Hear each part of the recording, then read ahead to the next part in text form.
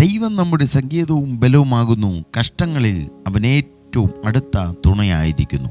Praise the Lord. കർത്താവിൻ്റെ അതിപരിശുദ്ധമായ നാമം വാഴ്ത്തപ്പെടുമാറാകട്ടെ. സങ്കീർത്തനങ്ങളുടെ പുസ്തകം 46-ാമത്തെ അധ്യായം അതിൻ്റെ 1-ാമത്തെ വാക്യമാണ് നമ്മൾ വായിച്ചത്. ഈ പ്രഭാതത്തിൽ ഒരുമിച്ച് ഈ ദൈവ ശബ്ദം കേൾക്കുവാൻ, അതിനെ ചിന്തിക്കുവാൻ സ്വർഗത്തിലെ ദൈവം അനുവദിച്ച ഈ വലിയ കൃപയോർത്ത് ഞാൻ കർത്താവിനെ സ്തോത്രം ചെയ്യുന്നു. എൻ്റെ ശബ്ദം കേൾക്കുന്ന എല്ലാ പ്രിയപ്പെട്ടവർക്കും കർത്താവായ യേശുക്രിസ്തുവിൻ്റെ നാമത്തിലുള്ള എൻ്റെ സ്നേഹവന്ദനത്തെ ഞാൻ ഇന്ന് രാവിലെ അറിയിക്കുന്നു. കർത്താവ് നിങ്ങളെല്ലാവരെയും ധാരാളമായി അനുഗ്രഹിക്കുമാറാകട്ടെ. സ്തോത്രം. നമ്മൾ വായിച്ച ഈ സങ്കീർത്തന വേദഭാഗം അതിൻ്റെ 1-ാമത്തെ വാക്യത്തിൽ ഇപ്രകാരം: ദൈവം നമ്മുടെ സങ്കേതവും ബലവും ആകുന്നു.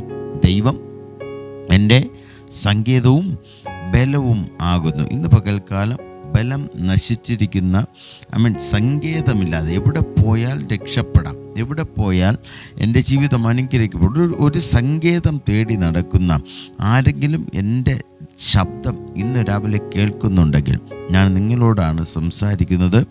ദൈവം നമ്മുടെ സങ്കേതമായി കൂടെയുണ്ട്. ഹല്ലേലൂയ. ദൈവം നമ്മുടെ സങ്കേതമായി കൂടെയുണ്ട്. ദൈവം നമ്മുടെ ബലമായി നമ്മുടെ കൂടെയുണ്ട്. ഹല്ലേലൂയ. നമ്മൾ ക്ഷീണിച്ചു പോകുമ്പോൾ ബലം തരുവാൻ സ്തോത്രം. സങ്കേതം എന്താ? സങ്കേതം വീട് അല്ലെങ്കിൽ ഒരു കൂട് എന്ന് നമുക്ക് വേണമെങ്കിൽ പറയാം. ഹല്ലേലൂയ. നമുക്ക് അഭയം പ്രാപിക്കുവാൻ ഒരു സങ്കേതമുണ്ട് എന്ന് സാരം. ഹല്ലേലൂയ.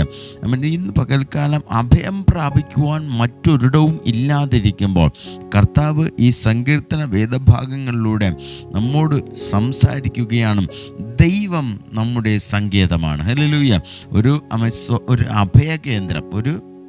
അഭയകേന്ദ്രം, രക്ഷപ്പെടുവാൻ ഒരു അഭയ കേന്ദ്രമില്ലാതെ ആരാലും സഹായിക്കുവാൻ കഴിയാത്ത ഒരവസ്ഥയിലാണോ ഇന്ന് രാവിലെ ഈ ശബ്ദം നിങ്ങൾ കേൾക്കുന്നത്?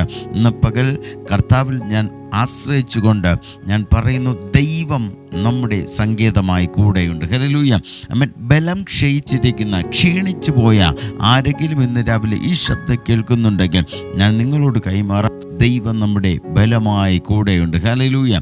ആ കർത്താവിൻ്റെ സാന്നിധ്യം നമ്മോട് കൂടെയുണ്ട്. അതിൻ്റെ അടുത്ത ഭാഗം പറയുന്നത്, കഷ്ടങ്ങളിൽ അവൻ ഏറ്റവും അടുത്ത തുണയായിരിക്കുന്നു. ഈ ദൈവം നമ്മുടെ സങ്കേതം മാത്രമല്ല, ഈ ദൈവം നമ്മുടെ ബലം മാത്രമല്ല, കഷ്ടങ്ങൾ കടന്നു വരുമ്പോൾ അവൻ ഏറ്റവും അടുത്ത തുണയായിരിക്കും. ഹല്ലേലൂയ. ഏറ്റവും അടുത്ത തുണയായിരിക്കും.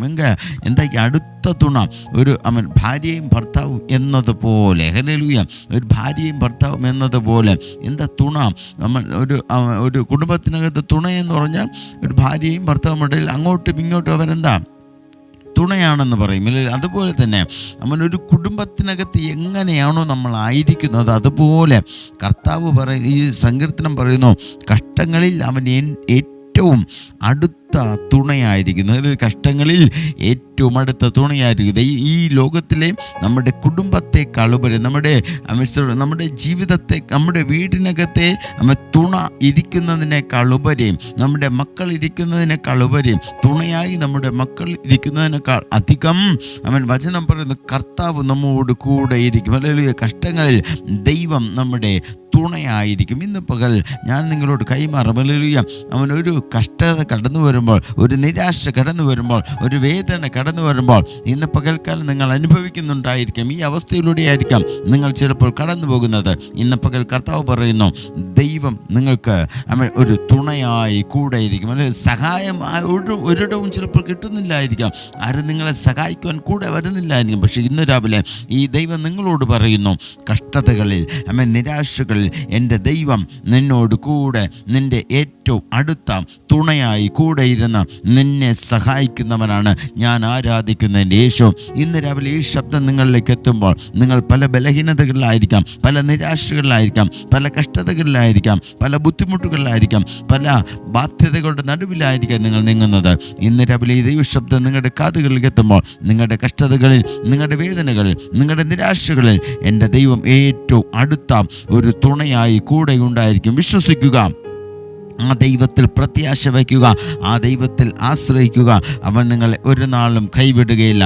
ഒരു അഭയകേന്ദ്രമായി, ഒരു ബലമായി നിങ്ങൾക്ക് തുണയായി എല്ലാ നാളിലും അവൻ എല്ലായ്പ്പോഴും എൻ്റെ കർത്താവിൻ്റെ സാന്നിധ്യം കൂടെ ഉണ്ടായിരിക്കും. വിശ്വസിക്കുക. ഞാൻ നിങ്ങൾക്ക് വേണ്ടി പ്രാർത്ഥിക്കുന്നു. പരിശുദ്ധനായ ദൈവമേ, ഞങ്ങളുടെ സ്വർഗീയ നല്ല പിതാവേ, അനുഗ്രഹിക്കപ്പെട്ട ഈ നല്ല പ്രഭാത സമയത്തിനായിട്ട് സ്തോത്രം ചെയ്യുന്നു.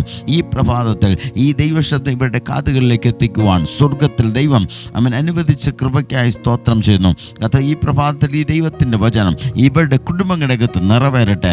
കർത്താവിൻ്റെ സാന്നിധ്യം അവരുടെ കൂടെ ഇരിക്കണമെന്ന് പ്രാർത്ഥിക്കുന്നു. വലിയ മഹത്വത്തെ അവരുടെ ജീവിതത്തിനകത്ത് അയക്കണം. അവരുടെ നിരാശകൾ, കണ്ണുനീരുകൾ, ബലഹീനതകൾ, കർത്താവേ, അവരുടെ കഷ്ടതകളുടെ അകത്ത് ദൈവത്തിൻ്റെ മഹത്വം ഇറങ്ങിച്ചെല്ലണമെന്ന് പ്രാർത്ഥിക്കുന്നു.